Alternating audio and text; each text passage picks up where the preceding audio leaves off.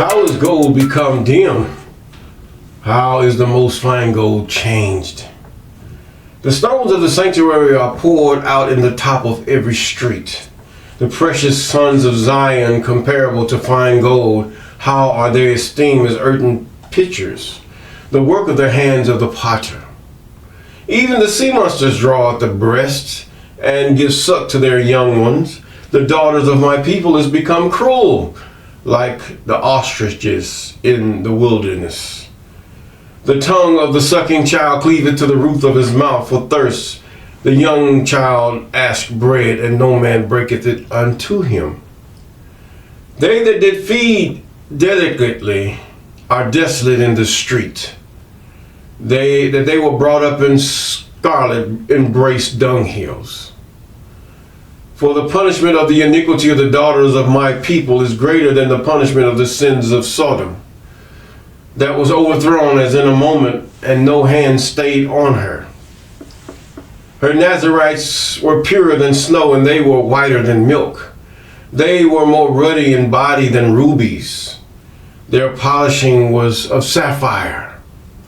Their visage is blacker than coal, and that they are not known in the streets. Their skin cleaveth to their bones. It is withered and become like a stick. They that be slain with the sword are better than they that be slain with hunger. For these pine away stricken for want of fruits of the field. The hands of the pitiful woman has sodden her own child, and they were meat in the destruction of the daughter of my people. The I Am hath accomplished the I Am's fury. The I Am hath poured out the I Am's fierce anger, and hath kindled the fire of Zion, and it has devoured the foundations thereof. Lamentations chapter 4, verses 1 through 11. Deliver me from the hands of evil spirits who have swayed the thoughts of men's hearts, and let them not lead me astray from thee, my God. Establish thou me and my seed, that we go not astray henceforth and forever. Jubilees chapter 12 and verse 20. Yes, good morning, good afternoon, good evening. You're walking with Mr. Clay. And yes, I am Mr. Clay. And we're in the book of Job, Job chapter 32, as you prepare. And we want to thank God for those of you who've been with us since the beginning. And we thank God for those of you who are just popping in here and there's about. And we thank the Most High for those of you who are about to subscribe and just subscribed and calling those things that are not as though they are. All praises to the Most High. Yes, I experienced some slowdowns with these videos. Sometimes you see me, I don't come on for a day or days. It's because of the slowdown of my, should I say, internet provider.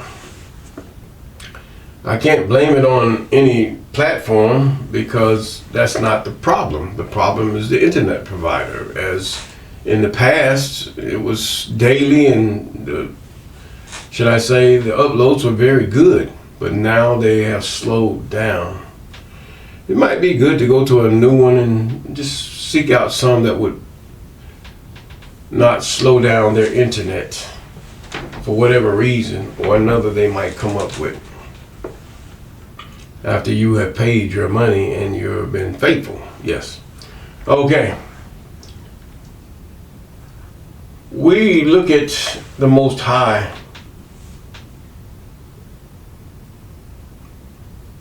And some think that the Most High is one that is very evil because of the things that are happening to the children of men.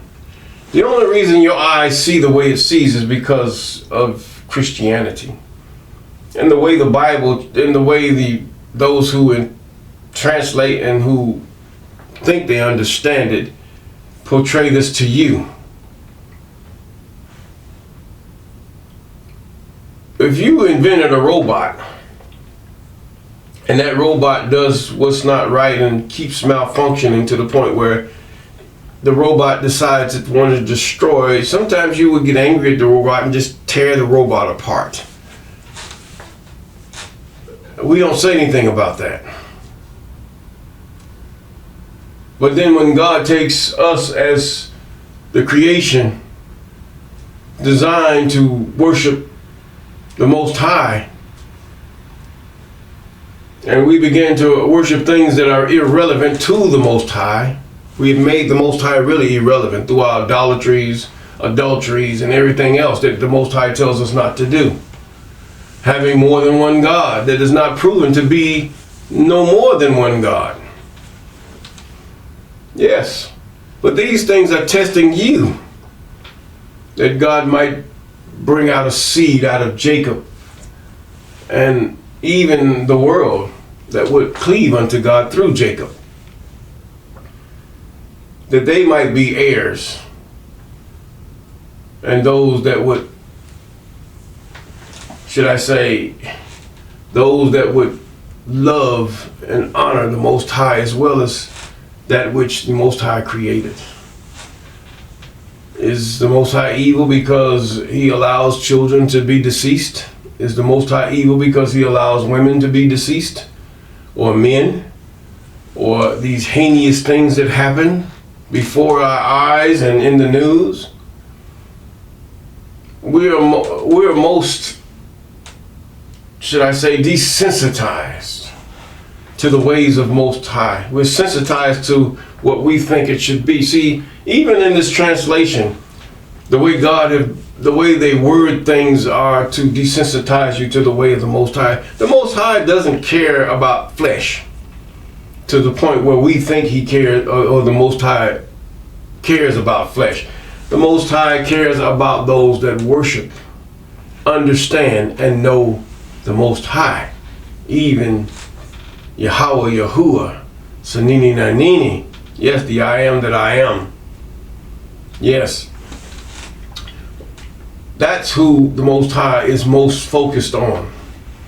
Even so precious in the sight of the I am are the deaths of his saints. It's precious because the grave cannot praise the Most High. Not until the day that the Most High resurrects them out of the grave to render that praise. Yes.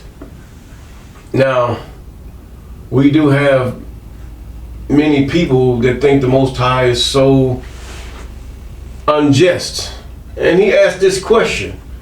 You say my ways are not right. How I allow you to be devastated. How I allow you to be strained in the streets and all this stuff. This doesn't mean I created you. This is what God has done. God has created you. He created the nations. And they even get to the point where they're less than nothing. They're less than a drop in the bucket to me. Does that make God evil, the creator of all things? No. But yet God is fair in what he commands Jacob and the rest of the world to do through Noah. Noah had the books, but apparently somehow they got confiscated or lost. Now you're left on your own. But yet God brings a law about through Jacob, and everybody wants to do what seems right in his own eyes. So for this cause, many are turned over to a wicked heart. Yes, many are. And made to suffer the degradation, even the children of Jacob. Even as this prophet says, even Jeremiah in Lamentations, how that even the dung has blood, scarlet blood in the dung, is what he's saying. That's on the street. This is bad. But yet, we have to see it not as evil, but we have to see it as judgment. And this is what he saw. Although he didn't charge God foolishly, but he knew what the reason was that made the Most High angry. And that was transgression against the law. Yes. In the book of Job chapter 23, we read, Job answered and said, or should I say not 23, I'm sorry. I was thinking on something else, 32, yes, 32. Job chapter 32. And it reads, so these three men ceased to answer Job because he was righteous in his own eyes. So they thought he was righteous in their own eyes.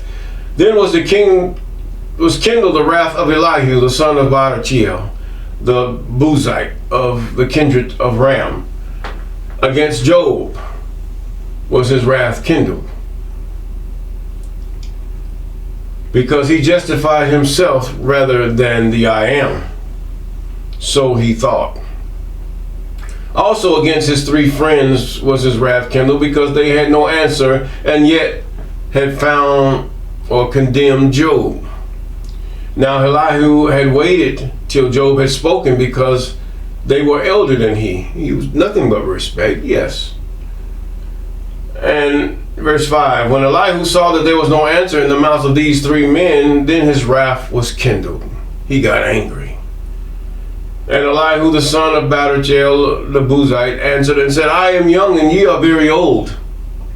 Wherefore I was afraid, durst not show you mine opinion. And I said, days should speak, the multitude of years should teach wisdom. But there is a spirit in man, and the inspiration of the Almighty giveth them understanding. Yes. What is he saying here? God breathed the breath of life in the man. The man breathed the breath of life in his seed, and the seed gives life, or should I say, life to the egg, or makes the egg that's in the woman a certain entity. But either way, he goes on to say, great men are not always wise, neither do aged men understand judgment. Therefore I said, hearken to me, and I will show you my opinion. In other words, God will inspire you, but it's you that, when the Most High inspires you to understand, you have to come up with a light bulb in your head to understand. And when you understand correctly, then there is knowledge of the Most High. Yes. To understand and know me is what he said. Yes. Now it says that give ear to your reason while ye search out what to say. Yea, I attended unto you, and behold, there is none of you that convinced Job, or that answered his words. You just ran it on in your parables, and so Job spoke a parable right back to you. And you really never answered his question. Although what you said was good, they said some good things. Just like every other religion and every other philosophy, they have good things to say.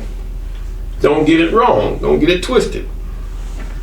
But we have to weigh things, everything that we weigh it by the law.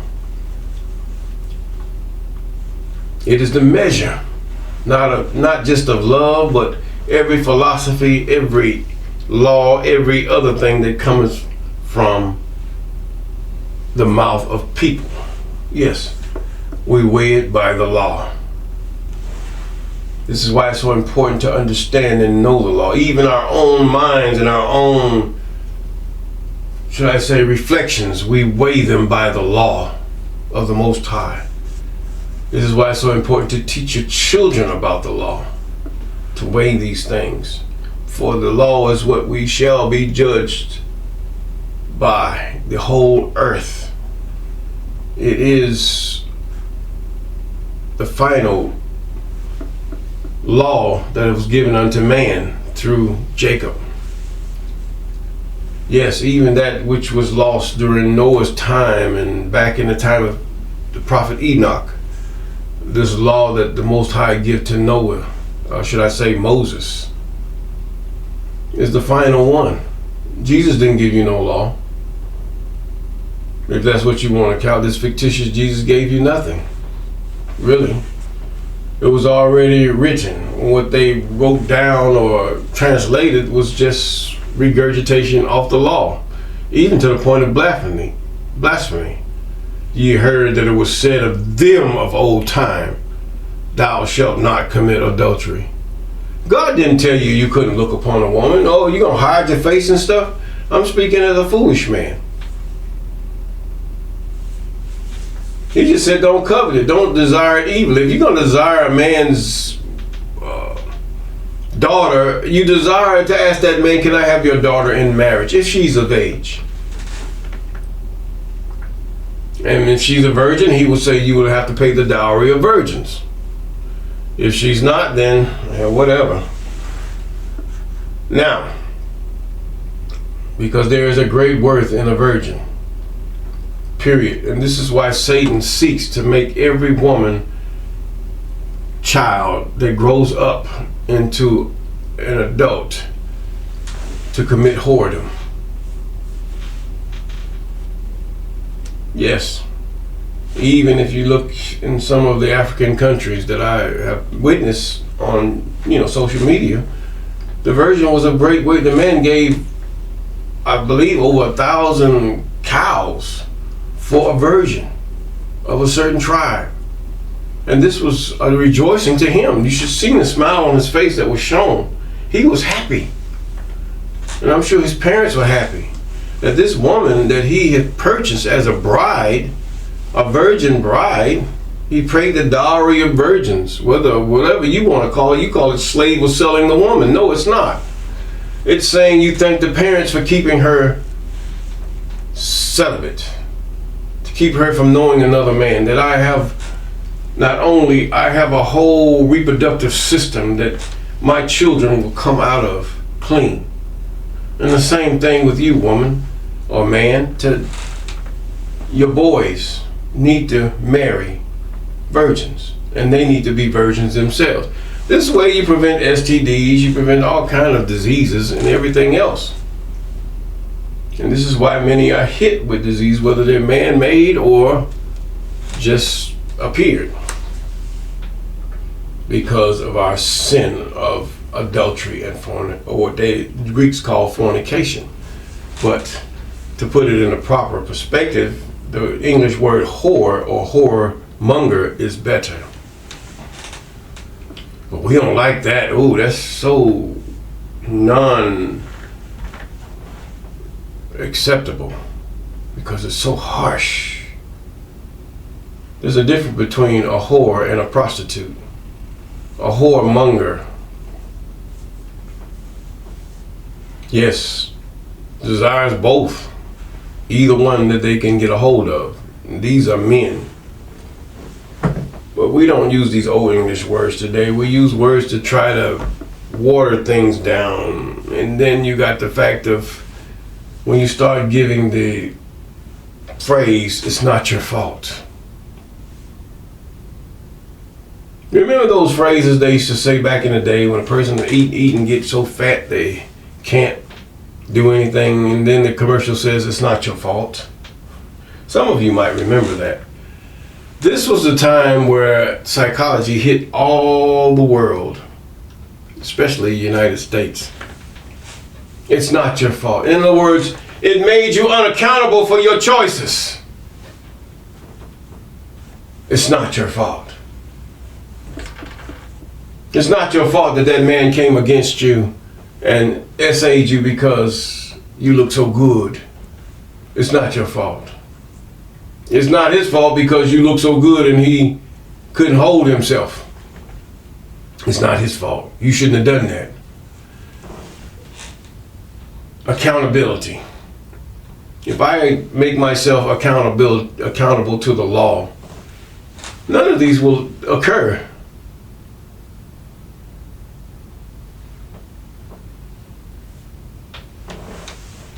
Many things are our fault. We have to teach our children accountability. If we do not teach our children accountability, then the result is what we see today. Yes, it is. Let us continue. He says in verse 10, therefore I hearken unto me, and I will show you my opinion. In verse 11, behold, I waited for your words, and I gave ear to your reasons, while ye searched out what to say.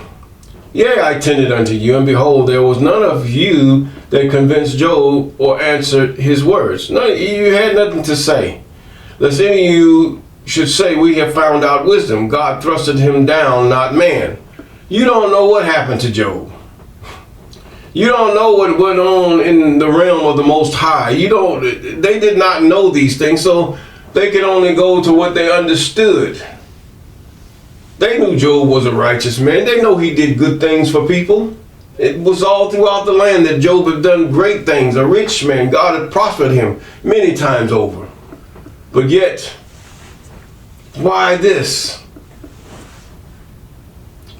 Now, 14, he says, he had not directed his words against me, neither will I answer him with your speeches. I'm not going to regurgitate what you say, as many people do. Regurgitate what the preachers say, regurgitate, not investigating these things to find out whether they're true or whether they make sense, or whether they're lawful to say, or whether they agree with the law. No, many people don't do that. Doesn't mean you have to quote the law, but you have to understand the law, know the law. Because when you understand and know the law, then you know the Most High. The Most High is fair.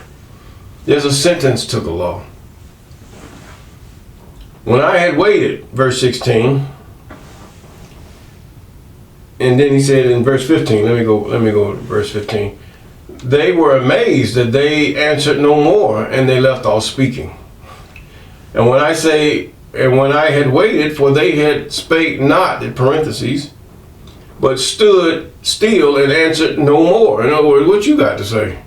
And I said, I will answer also my part. I will also show my opinion, this younger man said, for I am full of matter.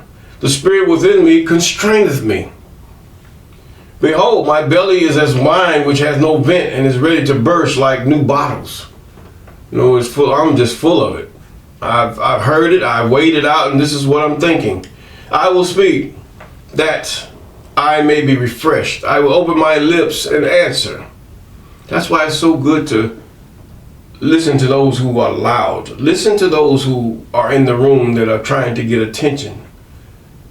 To understand how to answer when they come at you.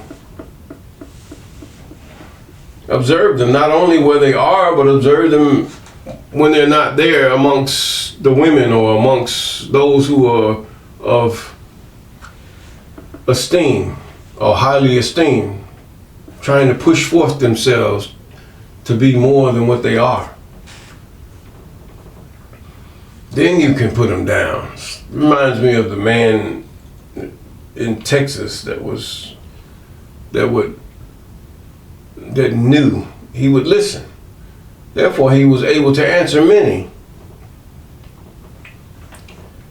Behold, my belly is as wine and has no vent. Verse 20, I will speak that I may be refreshed. I got to release this. I have to let it go. I held my peace, and I will open my lips and answer. Let me not, I pray you, accept any man's person. In other words, no respect of persons. Neither let me give flattering titles unto man. I don't need to do that. I just heard what you said, and I know all of you. It's basically what he's saying. For I know not to give flattering titles. In so doing, my maker would soon take me away. In other words, I will have no respect of persons, but I will respect you as a person.